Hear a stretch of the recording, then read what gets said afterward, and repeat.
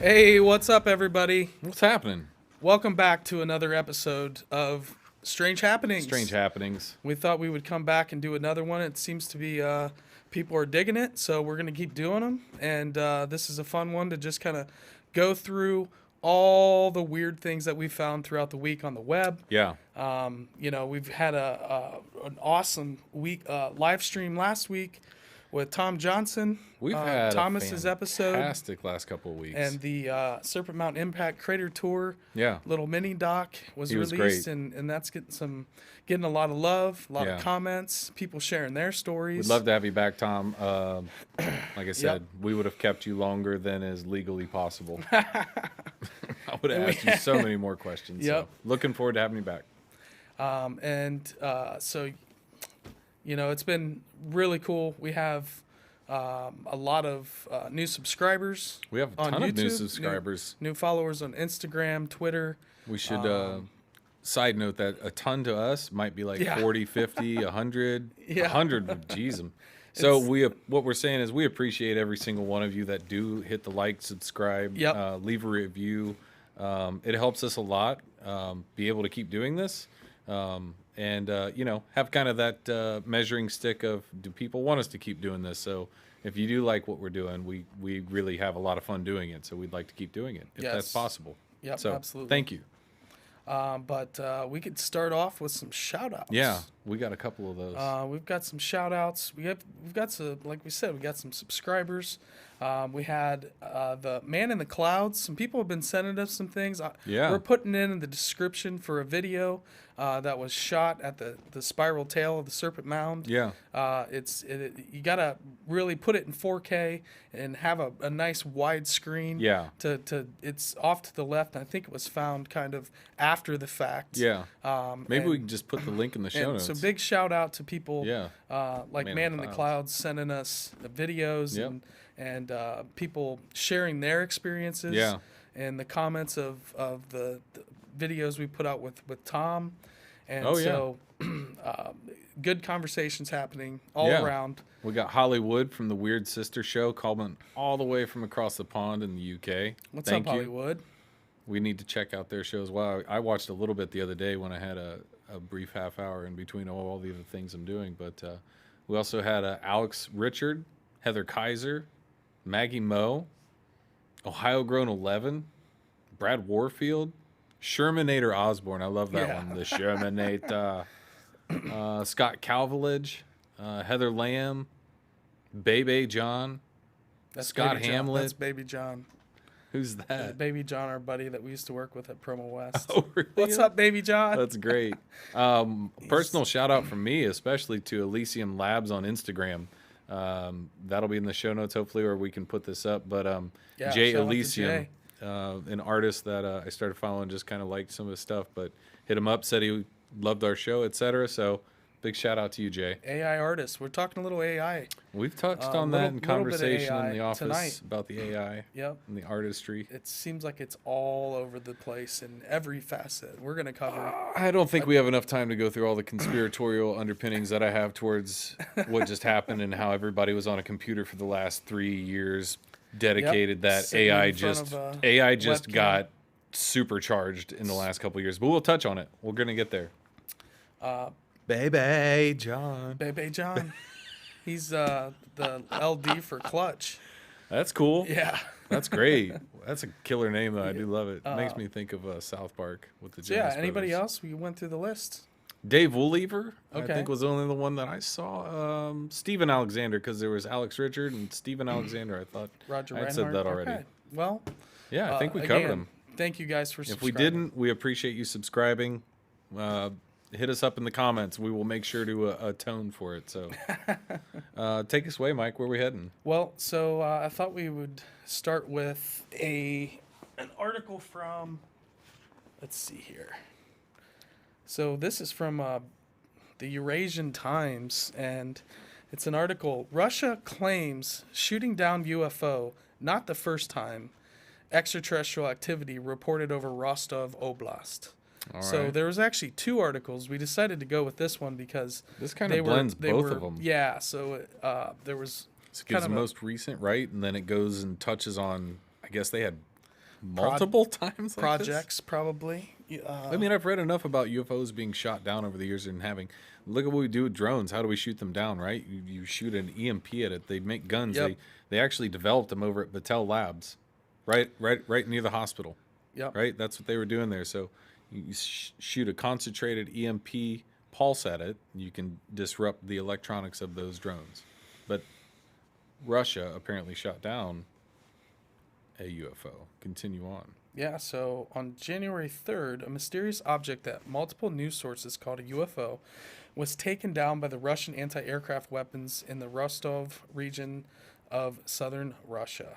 The UFO, which witnesses defined as a small-sized object in the shape of a ball, was spotted flying over the village of Sultan Sala at a distance of roughly 1.5 miles. Vasily Gublev, the governor of Rostov Oblast, first announced the news on his Telegram channel. Gublev posted on Telegram that a small-sized object in the shape of a ball had been observed flying in the wind at an altitude of about 1.5 miles. After spotting it, a local air defense targeted the object and shot it down. Trying to think how high up that is. Just 1.5. So you're talking what? And that's it right there. 7,000 feet up. Wow. Somewhere around there. That 5 I mean, tomatoes? it almost looks like a big mortar shell just shot up. Hold on, I'm gonna play that. You know what I mean? Here on my. Let's see that one more time. That looks like. That's so bright. See how it lights up and puts a whole ring of light around? I mean, doesn't it seem like that's at night? Wait a minute. This is being shot at night. It's lighting the whole sky up. Go back one more time. I want to see that. Right, but that's what they're doing. That's it being shot down. Oh, that's okay. it going at the UFO. Right. So they're trying to hit it with that.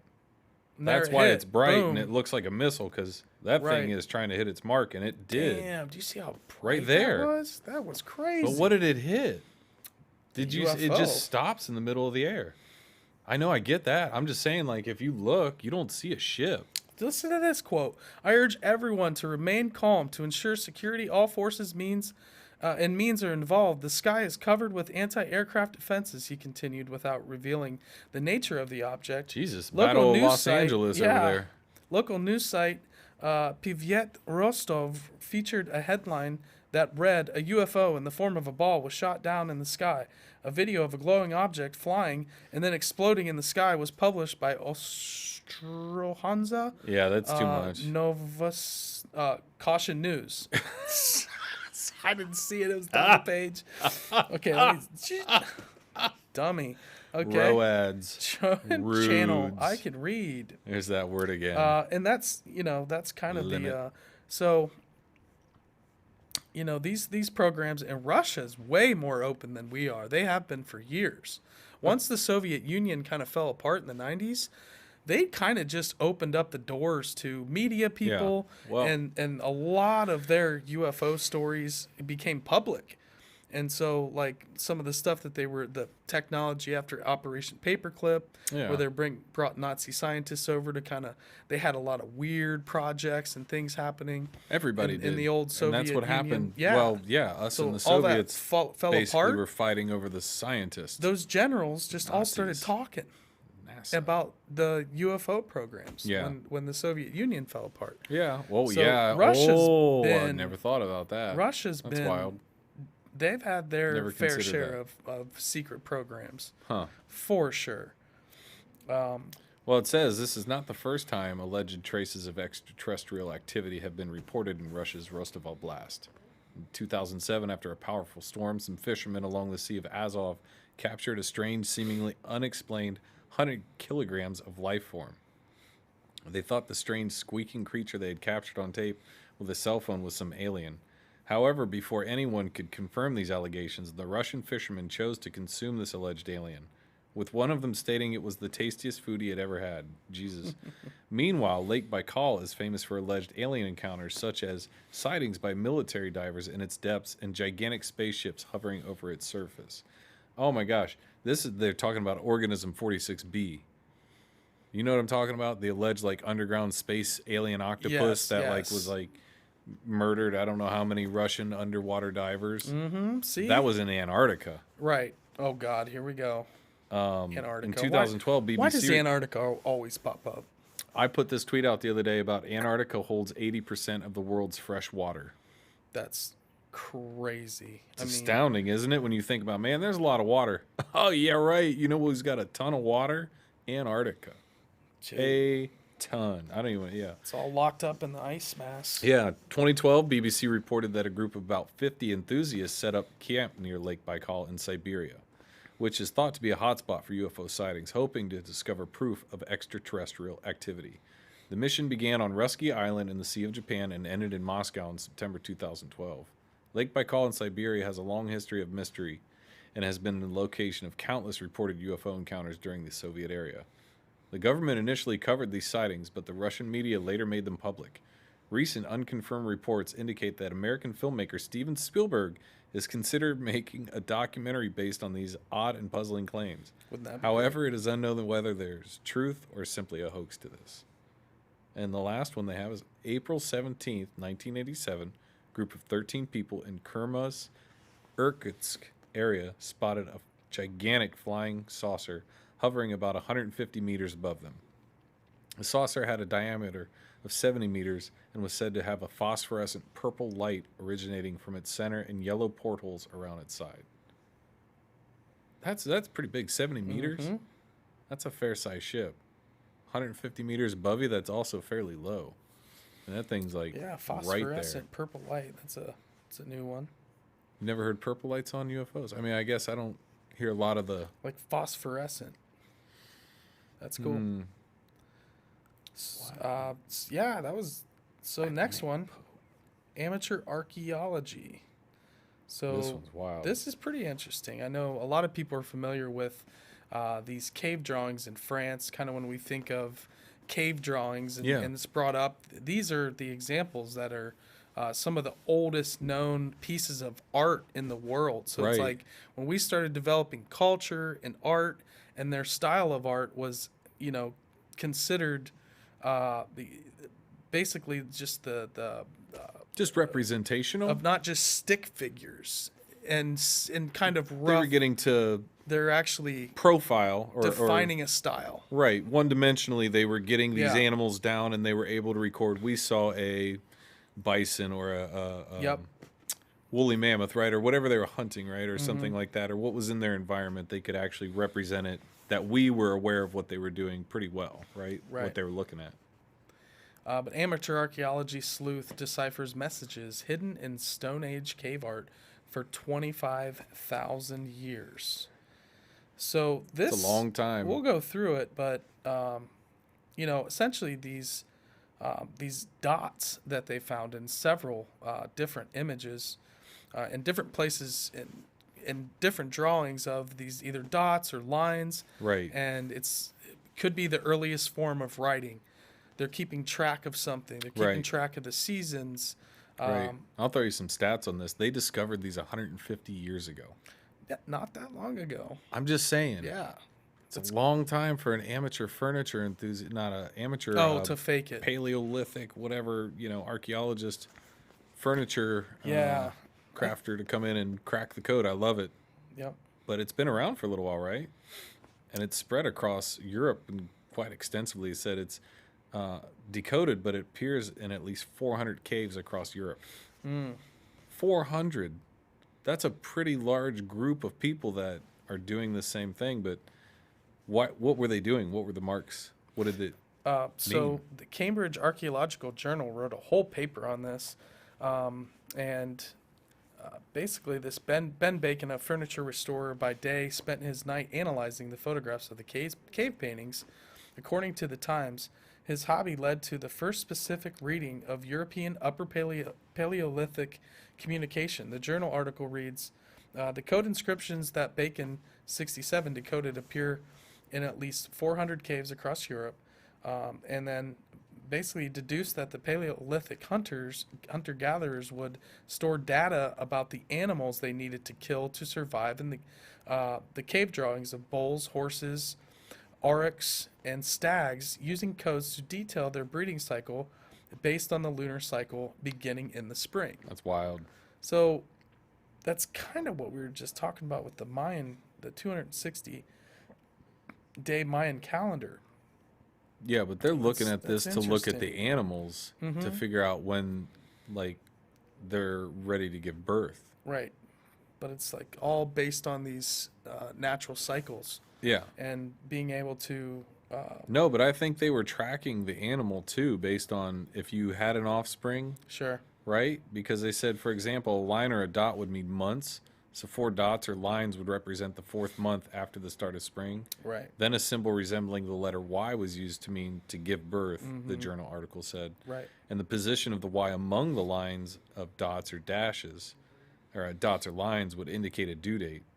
So it's just wild. They say, you know, they were able to record the information about the animals they were hunting. Right. Right. And it just totally wrecks this Neanderthal clubbing something over the head. Maybe that, I mean, don't get me wrong. There's fights like that today, right? So I'm Yeah. sure back then there were some clubs being swung Yeah. every now and then. But what I'm saying is the ability for them to calculate and understand pattern and recognize that. Obviously, look what the art they're able to do, right? It's beautiful. Hidden in their art is their science too, Yeah. which is really cool. And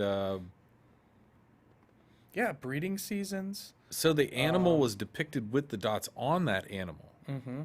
Does that make sense? So, like, if it's going to be a bull, or if it's Yeah. So I a think if deer you- or whatever, like they would mark it that way. That's crazy. Right. And the writings were discovered, only 150 years ago. And I know I thought there were some more photos, that there was a carousel of photos on the website, but I don't see one. okay. So next we have, let's see here, this Maya structures, which this is cool because the Mayan calendar, that's the end of the 2012 and the whole Right. scare of the end of the Right. world. And I got a goddaughter that was born around then on that Yeah. day. She's awesome. but there were like 3 parts to that calendar, and I don't know Yeah. where this fits into that. But I'm not super familiar with it. I mean, how many calendars? They have this long calendar, then kind of a mid-range, then a shorthand calendar. I don't know. I'm and they 40 all and I work just together. got to a calendar finally this ours year. is very basic, the Gregorian Like, calendar. that's the first I've ever really kept track of time. Or had to, I guess I would say as well. But there's some really cool LiDAR images in here, too. This is evidence that Mesoamerican cultures used the 260-day calendar centuries earlier than previously known. Ancient Mesoamerican cultures were using this calendar based on a knowledge of the solar system far earlier than previously realized. Understanding how these early cultures kept track of time has provided tricky due to the lack of written sources from the time. But researchers discovered that the use of this advanced calendar system by looking at the astronomical orientations of hundreds of ceremonial structures. In a new study, archaeologists look at the data from LiDAR scanning that was able to peer through the dense overgrowth of Central America to reveal the presence of long-lost structures. And shout out to Ron Vaughn for this one. RV, Yeah, Ron hit us up with this one. Aaron, Ron, RV, Vaughn. But so there were, among the 33,935 architectural complexes they sifted through, 478 were ceremonial complexes that belonged to the ancient Olmec and Maya civilizations between 1100 BCE to 250 CE. Wow, they found a lot. Yeah. This was the time when Mesoamerican civilizations were in their childhood. That's what's crazy. Yeah. They were in their childhood at this time. Mm-hmm. And they were doing this stuff. That's wild. Right? And then, basically, it kind of goes on to talk about agriculture being a big part of. Yeah, they once shifted from hunter-gatherer the to maize- agriculture and grew their own and became more, they said, more modern and sedentary by growing their own crops. And maize, I said, maize became a huge, Yeah. huge commodity. yeah. And then, that's kind of your backdrop of your money or your grain stores. Oh, absolutely. Well, you need some place to store the grain, and then the city pops up out of that because the market comes to, sell the grain Yeah. and sell it to the kingdom. Yeah. But this is really cool. There's this LiDAR image. If you scroll down just a little bit more, Oh, it's great. um, They got one at the top, but Kyle, if you scroll down just a tad bit more, there's this really cool LiDAR image. The complexes were often rectangular in shape, featuring, yep, right there, that one. This is really neat. that's great. I mean, You can look see how the river systems. symmetrical that is. You can see the waterway. And so the Mirrored complexes water. were often rectangular in shape, featuring a flat plaza surrounded by rows of mounds, elongated structures, and pyramids. Like many of the Mesoamerican structures of this time, these buildings were carefully constructed to align with the sun, moon, and even the planets of our solar system. One of these sites in research is Aguada, Phoenix, the largest building in the entire pre-Hispanic history of the Maya area that is believed to have been used as an astronomical viewing It's platform. the largest building from the entire pre-Hispanic history of the Maya. Huge. It's wild. That's also in its childhood, right? Mm-hmm. Infancy.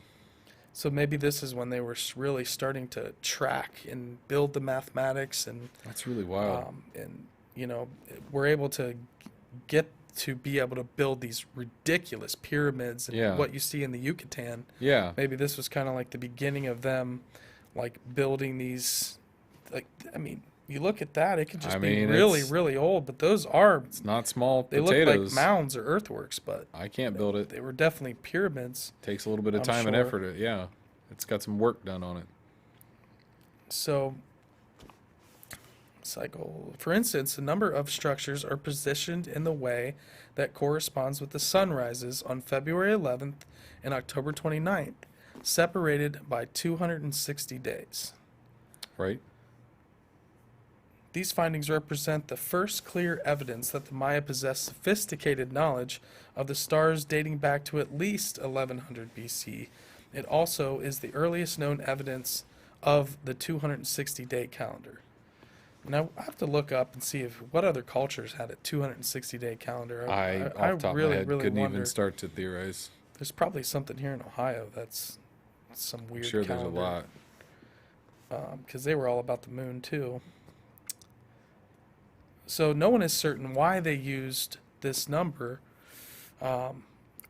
in the days of the cycle, but theorists range from some kind of numerological significance, agricultural scheduling, or even the human gestation period, since 260 days is almost 9 months. There you go. I mean, that's That a makes thought, sense but to that's me. also kind of strange. I mean, don't get me wrong. If you've never seen a baby be born, my gosh, that's the greatest magic trick in the world. I'd keep track of that timeline to know, what to Yeah. be expecting. Like, hey, I think this is going to happen when this, alignment matches up here. I wonder if there was a lot of birthdays on those dates, Oh, absolutely. matching up or near around them. Absolutely. That'd be a good question. The whole village has the same birthday. I would like to see some kind of I wonder if there's a way you could judge that or poll that. What were the dates? February. February 11th and October 29th. Yep. That's interesting. I'll bet there's a lot of February and October birthdays. Yeah. You know? So thought that was an interesting one. I'll bet. Yeah, no, that's really cool. The dates just keep going further and further back. Yeah. I like this article. I don't know who threw this one in, but disruptive science is slowing, and these sociologists have theories on why. Yeah, this is Psychedelic Bodega on Instagram. Our Oh, is that buddy. where? Yeah, Hey, he sent this thank up, you David. for this Thank you. article because I thought this one was fantastic. I'm sure Mikey and Kyle did as well. It got in there, and I had not seen it yet, but it says lengthier education and a busier publishing ecosystem may have pumped the brakes on revolutionary science by Jack Izzo. Modern science is a relatively new phenomenon that dates to the early 1900s. So says Russell Funk, a professor of sociology at the University of Minnesota, who notes that scientific throughout progressed dramatically through the mid-20th century. Marie Curie won her first Nobel Prize for her work on radioactivity in 1903. Einstein's theories of relativity date to 1905 and 1915, and Watson and Crick published their paper on the structure of DNA in 1953. But in the last 65 years, even as science has grown massively, the findings that shape our understanding of the world stagnated. So we had from what they're saying here, basically, the last big major breakthrough that kind of was undocumented at the time was the DNA, right? The structure of the DNA. So for almost, 3/4 of a century here, we're not doing anything. We're not getting anywhere. And the reason why, they said that the findings have not kept up with the growth of science since 1945, as they reported in a paper published in the Journal of Nature on January 4th. The rate of big discoveries have decreased across all fields measured, including social sciences, hard sciences, medicine, and technology. The word disruptive can have many meanings, says Funk, the lead researcher on the new paper. It's a very particular way of measuring, he says. Are you carving out and pushing new directions in science, or are you building off and refining existing stuff? So to measure a paper's distribution, Funk and his collaborators developed a scale called the CD index, which they used to track citations on about 25 million pieces of published research. So there's a lot out there, right? And what this index does is it compares the citations of one paper to those of papers that reference it within 5 years after publication. If the papers largely cite the same material, then the authors determined that the reports were consolidating research, quote, which the CD index shows using a negative number. However, if the later generation of papers does not reference the same sources as the original paper, then the CD index considers them to be disruptive, and the number will be positive. While past research on the topic was mostly limited to a single subject, this paper tackles a question across frontiers of science as diverse as astronomy and zoology. The study finds that although the number of papers published rose dramatically from 1945 to 2010, the number of disruptive papers did not. For instance, while there were about 16,000 medical papers published in 1945, there were more than 510,000 published in 2010. Over the same time period, the average CD index of medical papers fell from 0.21 to almost nothing, signaling a dramatic shift towards consolidating work. The drop was sharpest in the social sciences, where the average CD index started at 0.1 or 0.51 and fell all the way to 0.04. But all areas converged towards zero by 2010. The paper states that this drop is not actually due to less disruptive work being done. The number of highly disruptive papers each year was consistent over the time period investigated, but instead the massive amount of consolidating publications is diluting the proportion of highly disruptive papers. Funk notes that it's still somewhat unclear why the increase in papers published hasn't led to an increase in disruptive findings since 1945. One possible explanation the team considered was that more obvious scientific discoveries, which the researchers called low-hanging fruit, have become rarer over time, leading to less disruption. Say, for example, it was easier for Isaac Newton to describe gravity than it was for Enrico Fermi and his team to invent the nuclear reactor, for instance. However, if those low-hanging fruit findings are slowly vanishing, their disappearances wouldn't have happened simultaneously across all areas of science, Funk explains. He says he thinks there's still plenty of low-hanging fruit out there. Why else is there a decline? It's not just a simple cause and effect, Funk says, but likely a combination of two main factors: the academic environment and the publishing system. First, as scientific fields have developed, it takes longer and longer for new experts to learn all they need to make important discoveries. Philip Kitcher, a retired professor of philosophy at Columbia University, who was not affiliated with the study, agrees with this view. He says, quote, "Look, in some areas of science, you don't get to do your own experiments until you've done not only an undergraduate and a PhD, but a few postdocs," he says. Beyond simply having more to learn, Funk and Kitcher both point to the current publishing system as a large contributor. Funk's other research includes proposals on reworked grant systems, an effort to fight against the publish or perish culture found in many fields. Kitcher says researchers should consider thinking more soberly and carefully about how they allocate their time. In some areas, some scientists and groups of scientists are being pressured to publish too much. The solution for that is to do more qualitative and studied details. In fact, Kitcher wished the Nature paper itself had been slightly more qualitative and less reliant on a numeric scale. He suggests that by analyzing the decrease in the rate of highly disruptive findings, Funk is underestimating the importance of consolidating research, which both supports past disruptive results and leads to future ones. In a 1675 letter, Newton said he owed his success to standing on the shoulders of giants. Kitcher preferred a different expression. Sometimes a giant stands on vast pyramids of dwarves. Despite their different Yeah, approaches to lots of looking at the small. progression of science, Kitcher agrees with the conclusion Funk and his colleagues reached regarding the current state of publishing. In some fields, to do their jobs, people are doing research that's not going to add up to much, Kitcher explains. The effect he found isn't necessarily a bad thing for science, Funk says, because if every paper is disruptive, then no progress can be made. He just hopes that science, long known for its resistance to change, might be willing to reconsider some of its methodologies. Maybe the discoveries of tomorrow are just going to look different than the discoveries of today. But at the end of the day, we don't care about papers or patents, we care about ideas, or what he calls the purest form of science.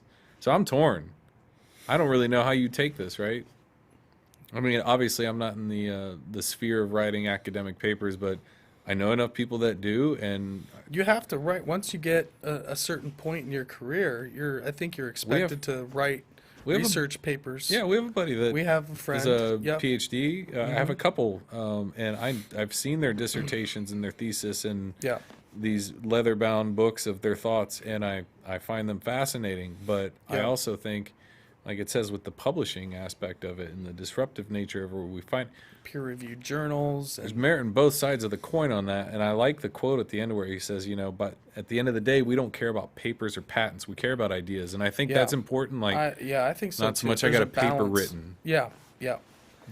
I just got a paper written. Well, Great. that- What did it do? And what we had talked about when we were reading this earlier is it that these discoveries are just in some black op program that we don't know about, and the real progress in science is just we're not aware of it. Oh, you mean the giant Like 65-year leap ripping gap of not over- having like a public known breakthrough? Yeah, I Yeah, think mean, that's all the black stuff op, that's going on at CERN. I mean, private, those, corporate, they write owned about that. IP. A lot of those things, but it's like surface level stuff. The big breakthroughs in understanding quantum physics and all those things are happening at the Large Hadron Collider. And Yeah, how much of that stuff are we, and how complicated it for we're dummies I'm to not actually understand not a what learned the scholar of the sciences in that what is actually deep going of a on. pool. We just get the conspiracies floaties. of them ripping open the tear in space time, and I you can got string together enough, time but I don't know the travelers nuts and creatures bolts. are coming through Yeah. because of CERN and Hey man, who you know, knows? that's Anybody what that we- says they know that for a certainty, I'm not saying it actually happened, but to say it couldn't happen But is back to you have to know. you but know, you don't. it seems like there's no progress, but what if there is progress we just don't know about? Something to think about too. Again, I wholeheartedly believe that there's progress that we don't get to see, Mm-hmm. of course. I think that's definitely happened. I want to hear you go through this one because I find this fascinating, but I kind of want to just soak it all up as you're. yeah, I mean this one's a Cutting little bit into it, a little 'cause- bit technical as far as just like Yeah, take your time because there's like two chunks to this this is one. more of just being aware that this stuff is getting ready to come out when it comes to using AI for Okay. researching ancient documents. In this case, cuneiform tablets from the Hittites. Okay. And so the AI is able to, from what I understand, it is able to scan these, Yeah. and with the, essentially, be able to translate them into whatever language you need. 75% success rate. They're going to put these online, and we could just go and read what these tablets. That's been kind of a Well, think of it this for way. the though, it's average person. If you're interested in it, 75. you would have to know how to read cuneiform. I know, but think of You it know. from a research aspect. If it can read 75% of it and whatever fills in the other garbage, Yeah, you as the researcher, 75% of your work's done. yeah, And then you can do it, and then they can put it up, and it's 100%. right. You know what I mean? Like, but I totally agree with what you're saying is, It's I gonna want to know what this says. I advance want to read things, that. hopefully, because wild. It's just going to allow access to people like us to just go on some digital library, and we'll get into it. Turkish researchers use artificial intelligence to read Cuneic Hittite tablets. Thanks to the project implemented by Turkey in 1954, ancient Hittite tablets are being read for the first time using artificial intelligence. The project's initial phase, which involved reading, scanning, and digitizing Hittite cuneiform tablets, kept in the collections of the Korum Museum, the Istanbul Archaeology Museum, and the Ankara Anatolian Civilization Museum, has been finished. This outstanding project will aid research in quickly and easily analyzing ancient documents, speeding up the process of the decipherment within the framework. I mean, you had a dude that had to just sit and, like, what's his name? The Planet X. The God. OG of the ancient aliens, whole ancient aliens. That happened theory. too fast. I know his name. But Jeez, you had to read his books. Von Daniken. Not Von Daniken. No, but- it wasn't Von Daniken, but Von Daniken studied. Yes. God, what is his name? Stone, if you know his name, throw it in our headphones. It'll pop. Zachariah Sitchin. There you go, Sitchin. Good Jesus. Lord. So If you you're had itching, to be that you're itching guy for a Sitchin. who was a language expert and goes in, starts reading the Sumerian tablets, and then that's the Anunnaki. That's the origins of what we understand as all these Anunnaki conspiracies. J.R.R. Tolkien should have been that. He was always he fascinated could've. with language. Imagine if he would have gone off and read all the crap he would have written after Right. Lord of the Rings. And Right. Not crap, but all the good crap. Yep. Jeez, could you imagine? So you had to wild. have someone like that that's going to actually take the time Right. and decipher these and then write a book about it, Right. which ended up becoming, That might take my entire life while you're what writing was that book. in there were these people with advanced, they were from another place, Right. the 12th planet, the Anunnaki. And so That's for another episode. he is also, there's a whole website about Sitchin's work where people do point out, there's translations that he kind of leans into one way or another, because, how many people are going to be able to check his work and actually go back. And so this is AI will be translating and scanning these documents to just spit out for researchers to go through and make their own conclusions and What if have the AI is debates. scanning it so it can fire up some like ancient alien Wouldn't that machine? be wild? If Right? they're like human eyes will not be able to read this, but the if AI there's- can. And then next thing you know, Optimus Prime and I don't even know the Pops- bad ones. Pops out of the Jump, yeah. The Decepticons. pops out of the pyramid. Those guys. So 500 all Hittite dramatic. cuneiform tablets were translated at the start of the project by photographing them in a high resolution and scanning them with 3D technology. According to the results of the testing, the AI success rate was 75.66%. Yeah, they had some fluctuations. I read further ahead of you, but they had a little fluctuation, but that was their, kind of like average out success rate. They had some that were high as 95%. Wow. It's wild. And that's just like being able to scan every word and The pull it out. accuracy of the translation, I think. So they have a human checking it that's already gone through and studied it, and then they're Yeah, checking it with yeah, what the yeah. AI I'm is sure. spitting out. Or if the marking or character was just slightly, I have a lot of variation in my handwriting, right? Yep. So even if you're striking these into those clay tablets or however they're impressing them on it, there's going to be a little bit of variance, and bring that to an AI, Yeah. the level of variance that it might accept, as That it a can actually scan. pure match. Yeah, Yep. I'm sure it'll have a little fluctuation, but Yeah, it said they tried to decipher the Hittite language manually, but this method proceeds more slowly and is prone to errors, while AI works in a shorter time and with a low margin of error. well, I mean, So- think about the exhaustion rate of somebody that's tasked with reading these and interpreting these, right? Yeah. So you want something that doesn't get tired. Yeah, absolutely. That's wild. So these are going to be set for digital archives within the scope of the project, and they are planning to enable AI to read more tablets in the future. Currently, with approximately 2.5 million point shots, 86 of the tablets have been scanned in this project. So this isn't available just yet. The digital library hasn't been created, but it's coming. Keep your eye on that. Yeah. If you're into cuneiform tablets, and the Hittites are pretty fascinating, kind of in that Fertile Crescent, and then kind of going up into the Levant. They're right in between, like ancient Judea and Mesopotamia. They're like kind of right in that sweet spot of, Syria and the sweet spot that we're Anatolia. aware of. Right. The whole world could be a sweet spot at this point. Oh, We have, That's you know what I mean? LiDAR's showing. No, I mean, I guess I was saying more from. Are you talking about LiDAR on the tablets? Oh no, just that there's more than what we like. They're everywhere. Yeah, Like that's civilization is older, and it's yeah, in places that 100% we're with still you. finding. Under the water. Yep. Wonder, the Marianas Trench. You get down there a couple thousand feet, and I mean a couple thousand feet, like a couple miles under the water. I mean, Yeah, that's like the plates have been ridiculously shifting and deep. growing, and the expanding Earth theory. We can pushing talk about apart. that at some point down the road on the Strange Road. The expanding Earth theory is another interesting one that, when I first encountered that, kind of blew my mind. But you think about it, Yeah. why wouldn't it? If we have magma in there, why don't we keep expanding out like a balloon that's being blown up? Right. Right?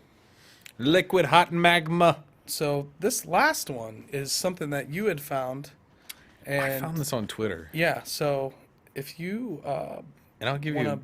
buzz through that, Yeah, I'll and- try to. I'll try to knock this out fairly quick. and you can surmise it. Yeah. I'll give a little background on just how I found it too. The user I found on Twitter is handle is Klaus, Klaus, and his Twitter handle is actually at Tiny Klaus, Klaus.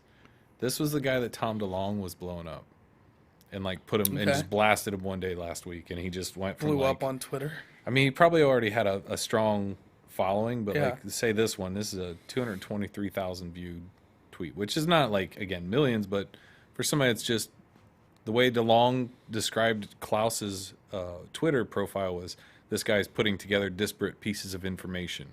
Like he's connecting these kind of strange threads. So I started following him, and he put up this 4-page excerpt from this collection. I don't know if it's a collection of stories from Fate magazine from 1949, but the date kind of struck me. It brought me in, and just the headline: "Tribal Memories of the Flying Saucers." Right? Like, okay, I'm in. You got me. I want to hear that. And basically, I'll just read this first page to kind of set the tone. But most of you, this is the story by Ogamake. I don't know how to say the name, so I'm sorry, but I butchered it. But most of you who read this are probably white men of a blood only a century or two out of Europe. You speak in your papers of the flying saucers or mystery ships as something new and strangely typical of the 20th century. How could you but think otherwise? Yet if you had red skin, and you were of a blood which had been born and bred of this land for untold thousands of years, you would know this is not true. You would know that your ancestors, living in these mountains and upon these prairies for numberless generations, had seen these ships before, and had passed down the story and legends which are unwritten history of your people. You do not believe. Well, after all, why should you? But knowing your scornful unbelief, the storytellers of my people have closed their lips in bitterness against the outward flow of this knowledge. Yet, I have said to the storyteller this: now that the ships are being seen again, it is wise that we, the older race, keep our knowledge to ourselves. Thus for me, an American Indian, some of the sages among my people have talked, and if you care to, I shall permit you to sit down with us and listen. So he's talking to this reporter, this non-Native American. You want to hear what's going on. And they start talking about Death Valley. It's revealing his history. Yeah. And he talks about, he goes, I have passed tobacco with a sacred plant to the aged chief of the Paiutes who sits directly across a tiny fire from me. Sprinkle some cornmeal upon the flames. You sprinkle a little holy water. While you sprinkle cornmeal and blow the smoke of the tobacco to the 4 corners, the compass points, in order to dispel bad luck and ask a blessing. The chief looked like a wrinkled mummy as he sat there, he said, puffing on his pipe. So this is a very, very old Paiute chief elder. And he said, yet his eyes were not that of, unseeing eyes, but eyes which seemed to look back on long trails of time. He said his people had held the Inyo, Panamint, and Death Valley for untold centuries before the coming of the white men. Now, we sat in the valley which white men named Death, but for which the Paiutes called Tamisha, the Flaming Land. Here before me, as I face eastward, the funerals, mountains forming Death Valley's eastern wall, the funerals, were wrapped in purple-blue blankets. The old Paiute smoked from my tobacco for a long time before he reverently blew the smoke to the four directions. Finally, he spoke, and he said, "You asked me if we heard of the great silver airships in the days before white men brought their wagon trails into the land." And he said, "Yes, grandfather, I come seeking knowledge." He said, "We, the Paiute Nation, have known of these ships for untold generations. We also believe that we know something of the people who fly them. They are called Havmusuvs. They are people of the Panamints, and they are as ancient as Tamisha itself." He smiled at my confusion. "You do not understand." "Of course not. You are not Paiute. Then listen closely, and I will lead you back along the trail of the dim past. When the world was young in this valley, which is now dry, parched desert, was a lush, hidden Is this harbor." page 2? Yeah, Okay, page 2. yeah. "Lush, hidden harbor of a blue water sea, which stretched from halfway up these mountains to the Gulf of California. It is said that the Havmusuvs came here in huge rowing ships. They found great caverns in the Panamints up in the mountains, and in them they built one of their cities. At that time, California was this island, which the Indians of that state told the Spanish it was, and which they marked so on their maps. So the Havmusuvs, living hidden in their city, ruled the sea with their fast-rowing ships, trading with faraway peoples and bringing strange goods to the great quarry, said to still exist in the caverns." I'd like to know how long ago that body of water was there. If we could find that out, look, somebody could hit us up. Yeah. When the Death Valley was a body of water. When Death Valley was this body of water. How could, I mean, you would get a pretty good idea of how ancient these people were, Well- living up in this mountain with all this technology, which the Sierra Nevada, just that whole range is steeped. They in talk about the Spanish mystery. being there. And they were, yeah, right. Well, the Indians told the Spanish the same thing. Right. I guess is what they're saying there. Yes. But the chief goes on to say that, as centuries rolled past, the climate began to change. The water in the lake went down until there was no longer a way to the sea. First, the way was broken, only by the southern mountains over the tops of which goods could be carried. But as time went by, the water continued to shrink, till the day came when only a dry crust was all that remained of the great blue lake. And now we're left with Death Valley, right? Then the desert came, and the fire god began to walk across Tamisha, the flaming land. When the Havmusuvs could no longer use the great rowing ships, they began to think of other means to reach the world beyond. I suppose that is how it happened. We know that they began to use flying canoes. At first they were not large, these silvery ships with wings. They moved with a slight whirring sound and a dipping movement like an eagle.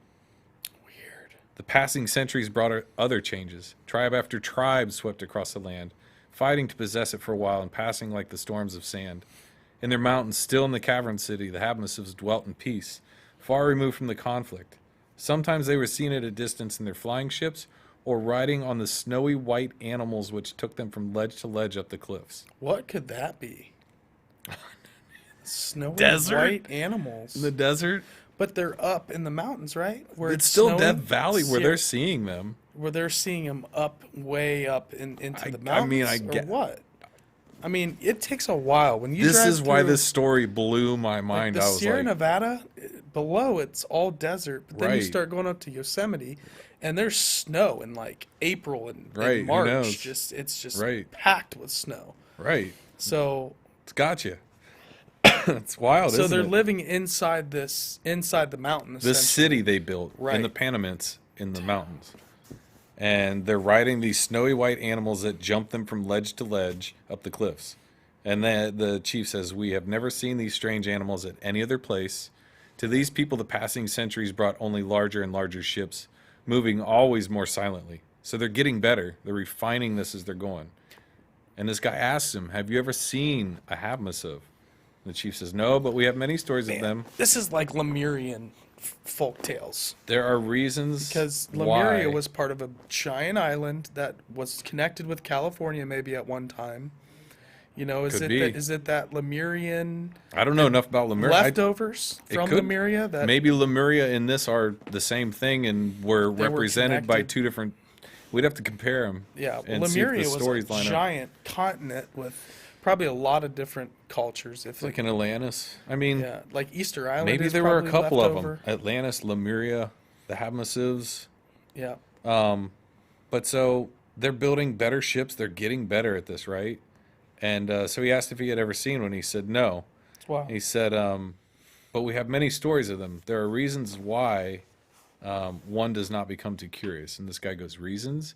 And the chief said, yes, these strange people have weapons. One is a small tube which stuns one with a prickly feeling like a rain of cactus needles. One cannot move shocker. for hours. Like a shocker. Well, Cattle prod. Like sleep paralysis. Yeah. I'm saying, kind of tingly. And during this time, the mysterious ones vanish up the cliffs. Just After they shoot you, they're like, we got to get out of here. So they're running and hiding, right? sounds like some Wakanda technology. Right. And then they said, but they have another weapon. It's a long silvery tube. And they said, when that's pointed at you, death follows immediately. And this guy says, but tell me about these people. What do they look like? How do they dress? And he says, they are beautiful people. Their skin is a golden tint, and a headband holds back their long dark hair. They dress always in a white, fine spun garment which wraps around them and is draped upon one shoulder. Pale sandals are worn upon their feet. His voice trailed away. He's puffing on his pipe, and he says, the old man seemed to have fallen in a trance, and he asked him one more question. He says, any Paiute ever spoken to a Havmusuv, or were the Paiutes here when the great rowing ships first appeared? And he takes a really long time to answer him. The guy thinks he, forgot about him. He's like, okay, well, I guess I got enough out of this. This is amazing. And the chief starts talking again after he blows his smoke in the four directions. He goes, yes, once in the not-so-distant past, but many generations before the coming of the Spanish, a Paiute chief lost his bride by sudden death. He's so overwhelmed with grief, he thought of the Havmusuvs and their long tube of death. So he wants to die, right? Mm-hmm. And so he tells his people, I'm out of here, bids them farewell. They're weeping, crying. He's like, I'm out of here. I'm so, beside myself with grief. And so none of the Havmusuvs appeared until the chief started scaling the Panamints. That they're riding up in these white animals. I'm thinking of like a snow leopard or something bouncing around like Tigger up there. But he starts climbing up it, and one of the men in white appeared suddenly before him with the long tube. He like motions the chief back, and the chief openly makes this gesture of like, bring it on. I'm wrecked already, buddy. Bring it. I'm the chief. My bride died. Screw my kingdom. Yeah. It's like Danny McBride burning it down in righteous gemstones. Yep, nothing to lose. And the man in white made like a long singing whistle, and other Havmusuvs appeared. Right? And they spoke together in a strange tongue. Then they regarded the chief thoughtfully. And finally they made a sign to him like, take him in. Come with us. We're going to go to our city. And it says, many weeks after his people had mourned him for dead, the Paiute chief came back to his camp. Wow. He had been in the giant underground valley of the Havmusuvs, he said, where white lights which burnt night and day, never gone out, didn't need any fuel, lit an ancient city of marble beauty. Yeah, see, these are like these like inner Earth societies, and you hear about people. these really advanced. Doesn't it make living sense, in though? the honeycomb Earth. Doesn't it make sense a little bit? Like your water recedes and all these things that were covered by water come out? If something hits the planet, you're probably the only ones that are going to survive. Depending on how far deep you're in. Yeah. Impact craters, we as gotta Tom find told this us. Cave. Do you know what this made me think, though, when they're rowing around What in if the there's oceans stuff- and they're going a bajillion miles an So- hour? They went to Egypt. They went to here. And they went down into the caves and Kincaid in the Grand Canyon. That's Mount Shasta. Like, how Lord, crazy too. would that be? Right. So exactly, Kincaid. I mean, I brought back souvenirs from Thailand and New Zealand. I'm sure they did from when they went over there in their sweet silver canoe. You have the Grand Canyon. Right. You have the Havmusuvs in the Sierra Nevada. Just go north in the Sierra Nevadas is Mount Shasta. That's the holdouts of I've heard ancient civilizations Yep. living inside that way deep underground with these Lemurian bases. They're left over. They left, and some of the biggest like raw crystal mines and just steeped in weird ancient lore. California's got the Sierra Nevadas are trippy. Yeah. If you haven't been through there, oh man, that's a journey. Oh, it's just wonderful. And there's Do it at so sunset many different or types sunrise. Get it. It's great anytime, but my Yeah. gosh, like hit one of those golden hours too. It's really desert, fun. pine forest, Catch a storm deciduous out forest. there. You'll see a nice rainbow. Yeah. The story doesn't have much left to it, but it just, the chief's in there. He learns their language. He's in their marble city inside the mountain. He learns the history of these mysterious marble people, city. giving them, in turn, the language and legends of the Paiutes. Right. So he exchanges information with them. and he said he would have liked to remain there forever. He never would have left, but they told him he should You gotta return go. and use his new knowledge for his people. Tell everybody what you saw. Yeah. And he asked the chief, the guy reporting the story in the journal, he says, do you believe the chief? You know, he asked the chief he's speaking to, do you believe the other chief? And he said, I don't know. You know, the chief's like, I do not know. When a man is lost in Tamisha and the fire god is walking across the salt crust, strange dreams like clouds fog through his mind. No man can breathe the hot breath of the fire god and remain long sane. Of course, the Paiutes have thought of this. No people knows the moods of Tamisha better than they. You asked me to tell you the legend of the flying ships. I have told you what the young men of the tribe do not know, for they no longer listen to the stories of the past. Mm-hmm. So this chief elder saying, hey, our own tribe doesn't care. Right. That might be why we've lost some history, right? That's wild. Oh, yeah. It's that oral tradition. If the younger generation doesn't continue to tell the story, it's over. Well, and this is like just such a good way to end it. The chief said, you know, you're asking me if I believe. He goes, I answer this. He goes, turn around. Look behind you at that wall of the Panamints, you know, the wall of mountains. How many giant caverns could open there, being hidden by the light and shadows of the rocks? How many could open outward and inward and never be seen, the arrow-like pinnacles before them? How many ships could swoop down like an eagle from the beyond, on summer nights when the fires of the furnace sands have closed away the valley from the eyes of the white man? How many of the Havmusuvs could live in their eternal peace, away from the noise of the white man's guns and their unscalable stronghold? This has always been a land of mystery. Nothing can change that. Not even white man with his flying engines. For should they come too close to the wall of the Panamints, a sharp wind like the flying arrow can shear off a wing. Tamisha hides its secrets well, even in winter, but no man can pry into them when the fire god draws the hot veil of his breath across the passes. Boom. I must still answer your question with my mind in doubt, for we speak of a weird land. White man does not yet know it as well as the Paiutes, and we have held it in awe. It is still the forbidden Tamisha, land of the flaming earth. The author of the story is Navajo Indian. Wow. So the land of Tamisha and the Havasu people. Havmusu. That's a new one, man. That is a dude. new I was one. like, so I didn't want to go to bed. I want to start buying every book I possibly can about the Paiutes now. There's got to be some nuggets, unless this is why I need an implanted brain chip to get all this. There's just right. Can I live one life as a monk? Well, but I we won't can study do necessarily or 100 religious. episodes of Strange Happenings, and we'll eventually learn. Is there like a more monk? And more. Is there like a school of monks for like ufology, like not religion, but just for UFO schools? Like get all the distractions out of the way so I can just focus on just the UFO topics and the strange happenings and the impact craters and the weather anomalies that come along with those and the doppelgangers and the. Well, there's too much out there. It's Brozone University. There's a lot out there, you know, and you got to cast a net and kind of bring it in, and that's what we're trying to do with the strange happenings, right? We're trying to like catch a couple of these big fish a week in stories that we see and go, hey, you know what? I like reading this. I'd like to hear it in a podcast because right now I don't have time to read things I'd like to read, but I'm reading things I like to read, right? So we're kind of doing that for you. So, you know, in your work break, you can kind of just put this on and listen to it. You could have Morgan Freeman do it if you download that AI app that reads it and like. That's the idea. Have you seen that? That's an app. That was creepy. You can scan any book and change the voice. Pretty realistic. You imagine Arnold reading a book to you? I would never listen to it. I just couldn't. I'd take one. Arnold Schwarzenegger, if you're watching, which you're not. We know he's not. How could he? There's no way. But if you are, yeah, I want that app. I know you're not. So that was a fun one, Bob. It was great. Good. Great stories. Yeah, I don't think there's anything else that was on our radar this week. Had a good time. As always, you know, tune in later tonight, actually. Coming up here in a while. like basically an hour. Yeah. We have, awesome.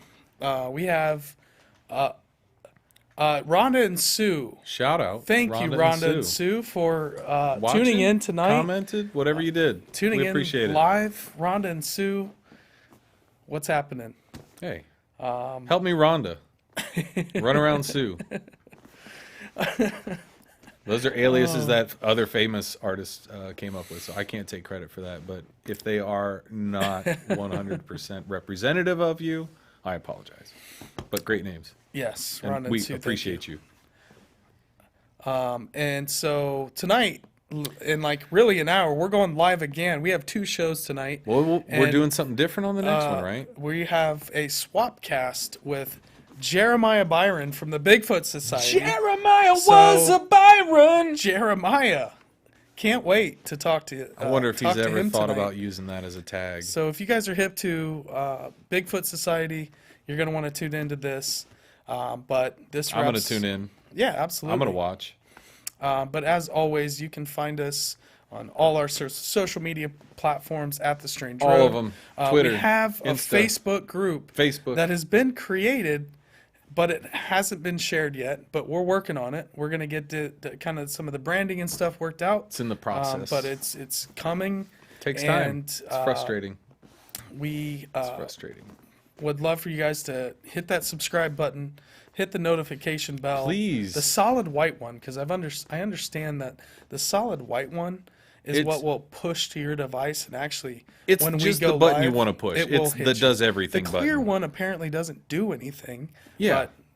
Or I'm just dumb, which is I mean, more if than this likely was the latter. if this was me and Mike playing video games, I would say it's the continuing saga of Mike not hitting buttons I am because I'm always waiting on the pause menu or like the unneeded like intermission cut and be like Mike hit buttons. Let's get to. So what I'm trying to say is if you want to watch us, you're Hit the going, button. man, I didn't know about this. I didn't hear. We're trying to help you hear about it. If you want to hear more from us, if you don't, cool. Yep. Don't subscribe. Don't like it. And- Don't hit the notification bell. I get it, but if you do and you're kind of getting bummed out, you keep missing these. It's pretty easy to do. Just hit that all-encompassing big white button Yep, on and- YouTube. Bub's on Twitter at the Strange Road and at Bub Brandley. Yep, He hit does me most up. of our Twitter stuff. Stoner, our producer, on the ones and twos. We Kyle, kind of forgot the to magic man. introduce ourselves and everybody That's all right. in the beginning of the show. I think we got a lot going on, and we just kind of yeah, we just overtly jumped right looked into it. past it. But you can follow Kyle on. You can follow Stoner at Kyle Stoner on Insta. The Wizard. At Mikey Leisner on Insta for me. Yeah.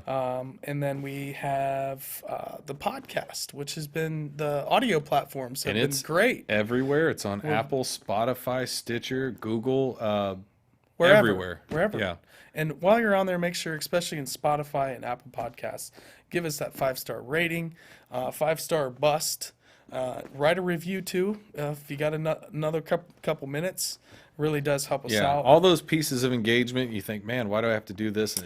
Liking the There's videos. AI on the other side of this trying to determine whether we're Whether- something that other people like Yeah. yourselves would want to see. So if you think other people would like to see this, again, that's how you help us get it to them, and that's how you help us keep making better shows for you. Yeah, and like the videos, subscribe. Please do, And yeah. share them. Again, we appreciate it. Yep, all of it. Love the interaction, but this has been another fun one. Another Fantastic. episode of The Strange Happenings in the Can. And we're I'm going gonna to rename my dog to the Havmusuvs. that's Watch a him good, take off in a little flying canoe. Like you shouldn't have done it, dumbass. That's a good hamster name. Yeah. That's good. That So was great. Bigfoot Society coming up. Yep. Jeremiah in Byron. really like an hour or so. That's We're going to right. get prepared for that. We'll see you guys in a little bit. Thank you very much. All right. Bye-bye.